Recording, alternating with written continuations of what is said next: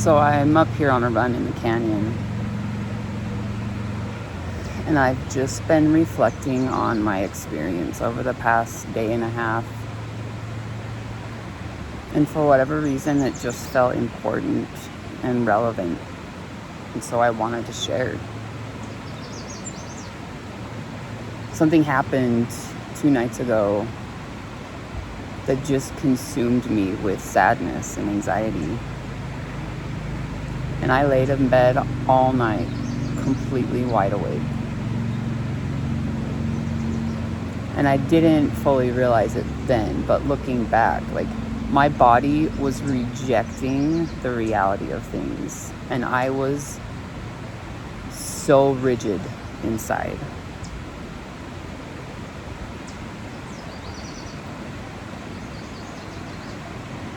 But I've made a conscious choice about who I want to be and how I want to show up in this world. And that's by taking radical responsibility for my life.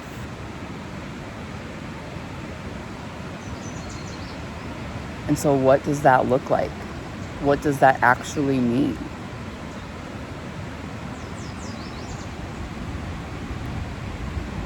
It means I had to do something different. So when I got out of bed in the morning, the first thing that I did was I had a conversation with my 6-year-old. And I told him, I said, Mommy's sad right now. And it's not your fault. It's okay to be sad. And I will be okay. So if I'm grumpy, I'm so sorry. I will do my best to not be grumpy.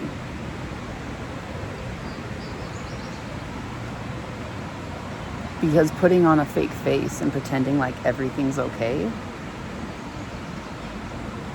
that's denial of my experience. And it's draining to pretend. And he can see right through it. So taking radical responsibility for my life means that I have to radically accept my experience.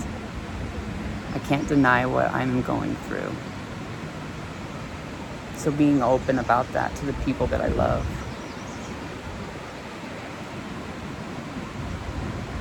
I also knew movement was important, so I went to the gym and I moved some energy through me. The anxiety is still there. The sadness was still there. Later on in the day,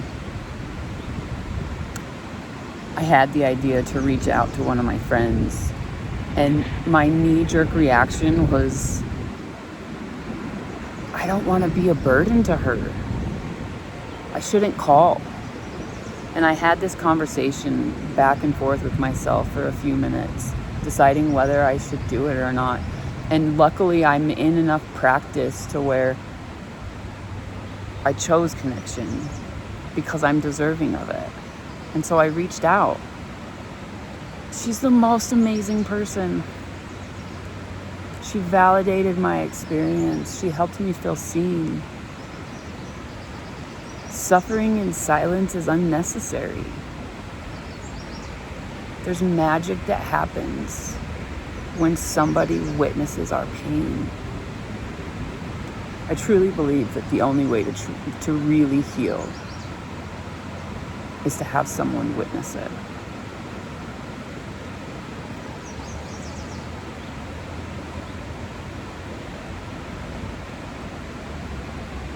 And she called me on my bullshit.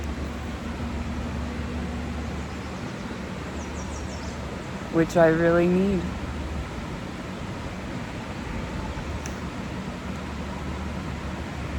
And even though that brought relief, I was still sad. And I still had anxiety. Later on in the day, I did some breath work.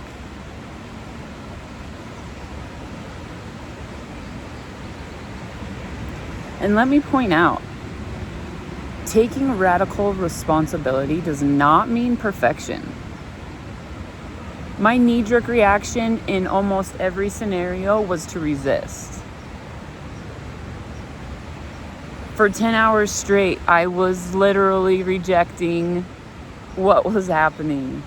I didn't get it perfect. But again, that's not the point. And then last night, I did something I've never done before. And I think that this is the point of the whole reason for me sharing. I had a conversation with myself out loud. Because my voice has more power over me than anything else. How I talk to myself matters. Words are important. And so I looked myself in the eyes. And with love and compassion and sincerity, I said, sadness, anxiety, you are welcome here. You have a message for me, and I'm ready to receive it. There is a seat at the table for you. You can stay as long as you need.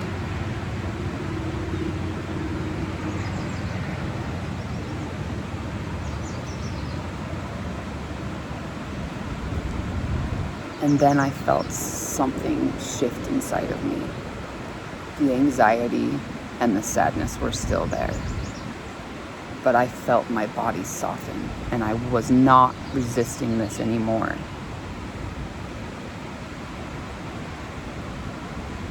I think it was Joe Hudson where I heard this from, something along the lines of, joy is the matriarch of all emotions, and she will not enter a home where her children are not welcome. So if I want joy in my life, I have to radically accept all the other emotions. That is my privilege.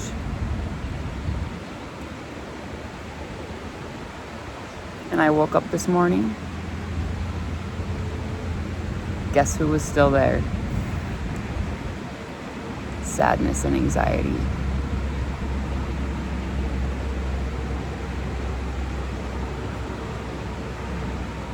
And I guess the whole point of this message is I've lived in a different world before this reality. I've lived in a world where emotions were so overwhelming that there wasn't room for anything else. And now I live in this space where emotions can coexist with my life. I went on a run, and I'm in this most beautiful space, and I'm able to feel gratitude at the same time. I was able to go about my day this morning. I made breakfast for my son, and we laughed together. We had fun. And I'm still feeling sad. The old life that I lived, emotions equaled hopelessness. I don't feel hopeless.